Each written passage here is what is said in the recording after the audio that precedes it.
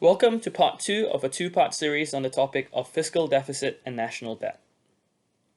If you have not checked out part 1 yet, please go back to that video before watching this one. So, we ended part 1 by asking the question on whether incurring high debts is a problem or not for an economy, by bringing the example of the PIIGS countries. In this part, we will analyze the view that it is indeed a problem, and we will look at it through 3 dimensions, namely, high debt servicing ratio, low sovereign credit rating, and the crowding out effect. In terms of fulfilling the application objective of your assessment objectives, think about 5 case studies. The debt crisis in the developing economies of Africa in the 1980s, the lost decade in Latin America, also in the 1980s, the 1997 or 98 Asian financial crisis, the crisis that the PIIGS countries experienced in 2010, and also what the 2010 government led by the Conservatives in the UK thought could happen if the UK did not reduce its debt.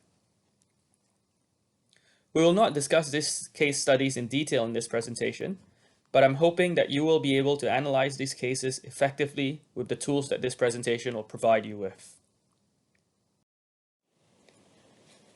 Alright, so let's look at the first problem. We can just continue directly from the lines of causation developed in part 1 that led to debt servicing. Remember, when a government spends more than it earns, it incurs a fiscal deficit, which will then require them to borrow.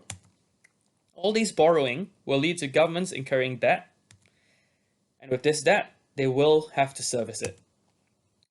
The problem does not stop there. The problem then continues. The problem of debt servicing stems from one of the earliest concepts introduced in any economics course, namely opportunity costs. If you think about what the government could have spent instead of paying the interest, that would be the first problem. For developing countries, we could look at all the money that have gone to spending for development, such as improving schools, hospitals, infrastructure, etc. I mean, this could even be the case for developed countries, but even more so for developing countries. With less development spending, this could lead to lower labor productivity due to poor health and education, which then translates into lower long-run aggregate supply, and lower economic growth, lower development. Future generations may also lose out, as future governments may not be able to afford to spend that much.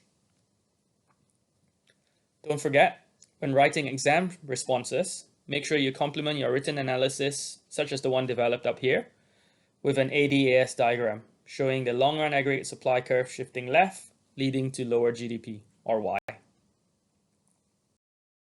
The second problem that actually occurred in the PIIGS countries in 2010, and which also led to worries by the British government at around the same time, is the loss of investor confidence. A country that has high levels of debt may lose investor confidence. This could be represented by a downgrade in the country's sovereign credit rating. A sovereign credit rating, as defined on the slide, is an assessment of a country's creditworthiness on whether a country can actually pay back their debt. This credit rating gives investors an idea on the level of risk when lending a country money. i.e., is it actually too risky to lend a country money when that country wants to borrow due to having a high fiscal deficit? Go back to part 1 if you're unsure what is meant by this. Christine Lagarde, the head of the International Monetary Fund, once said, "I shudder to think what could happen if the UK did not reduce its deficit in 2010.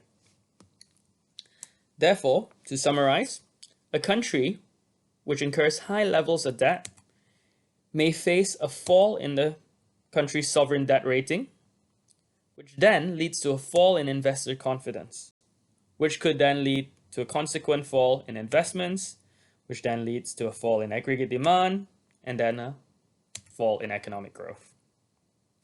Again, please remember, when writing exam responses, make sure you complement your written analysis with an ADAS diagram, this time possibly with an AD curve shifting to the left, leading to lower GDP.